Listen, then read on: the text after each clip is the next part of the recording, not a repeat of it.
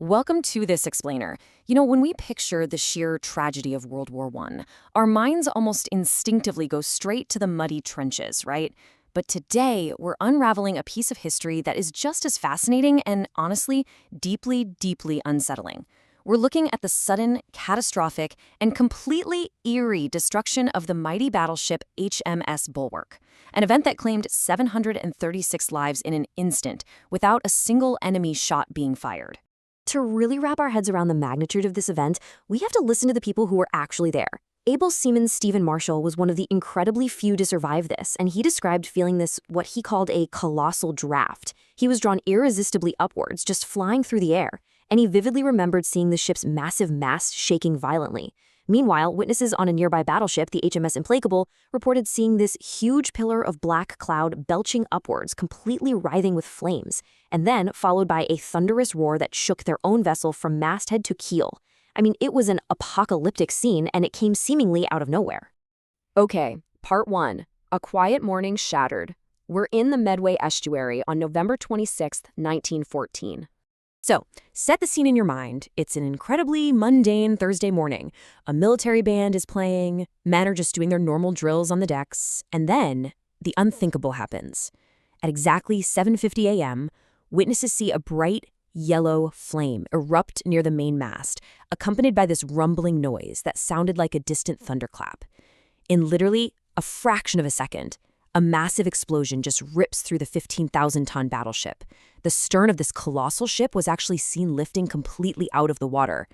Just in the blink of an eye, the entire vessel is shattered, torn, twisted, and totally enveloped in a dense cloud of smoke. And when that smoke finally cleared, the ship had just entirely disappeared. All that was left was a mass of wreckage floating around a mooring buoy. Out of a complement of over 750 officers and men aboard the ship that morning, just look at the staggering number, 14. That represents the initial survivors, just 14 men out of 750. And tragically, some of those 14 would later succumb to their horrific injuries. Over 736 Royal Navy sailors killed in a single instant. The sheer physical force of a blast like that is almost impossible to comprehend, right? But this one sensory detail from the historical record just paints such a chilling picture. When the dust finally settled, sailors on the nearby battleship HMS Formidable spotted this limp object hanging from their wireless aerials high above. It was a uniform jacket, specifically a jacket with 3 gold bands and the purple cloth of an engineer officer. Debris, hammocks, furniture, and yes, mutilated bodies showered down for miles. They were even falling into the civilian streets of nearby Sheerness. The ship was quite literally blown to atoms. Which brings us to part 2, sabotage or submarine, the search for an enemy. So we have to ask ourselves the very same terrifying question that was haunting the British Admiralty that morning. What killed 736 men in an instant? It's basically a historical whodunit, but with incredibly high stakes. To solve this mystery, they had to somehow sift through the fog of war, the absolute panic, and the literal wreckage at the bottom of the estuary. Now, as you might expect, the initial theories were completely fueled by wartime paranoia. A crew from the HMS Agamemnon breathlessly reported that they'd seen a submarine periscope in the river, and they'd even attempted to close in on it. There were sweeping rumors of German sabotage or maybe some elaborate invasion plot. The inquiries even led to the quite dramatic arrest of a disgruntled ex-naval officer. But as the days passed, every single one of these theories completely fell apart.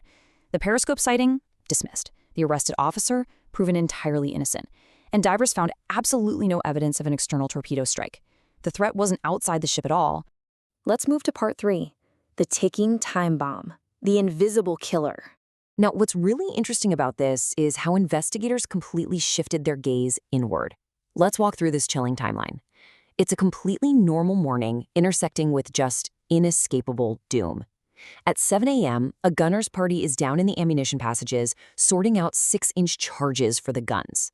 By 7:45 a.m., the hands are piped to breakfast.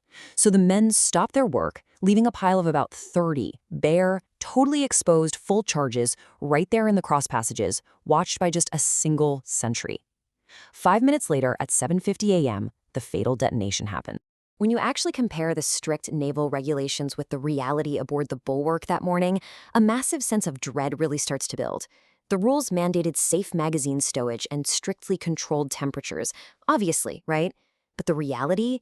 The inquiry suggested 275 6-inch shells had been placed incredibly close together in the cross passageways. Most were touching each other or touching the walls.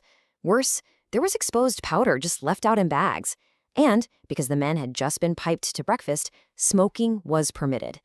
The conditions were absolutely ripe for a catastrophe. But the true invisible killer wasn't just a stray cigarette.